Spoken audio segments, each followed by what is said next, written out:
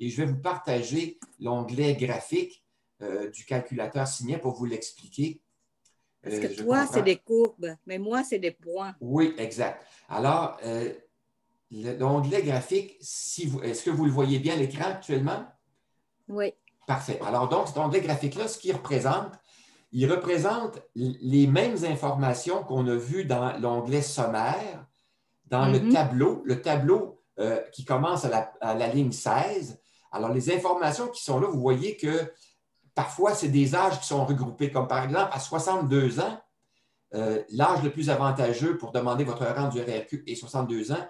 Si vous prévoyez décéder entre 71 et 74 ans, donc 3 ans. Donc, la façon de représenter 3 années avec la même élément dans la courbe, je me suis dit, ce n'est pas possible, donc je vais le faire sous forme de points.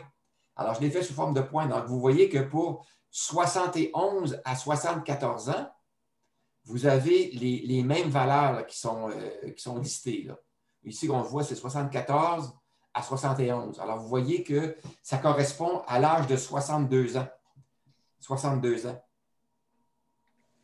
Alors, c'est une façon de représenter la courbe de progression de l'âge le plus avantageux pour demander sa rente du RRQ selon l'âge prévu au décès. Donc, si je prévois décéder entre 60 ans et 68 ans, l'âge le plus avantageux pour demander ma rente du RRQ est 61 ans.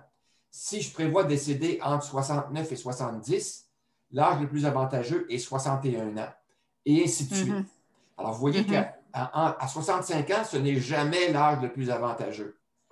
Et ces points-là, ils viennent d'où? Ils viennent des calculs détaillés qu'on va voir tantôt. Alors, voilà l'explication.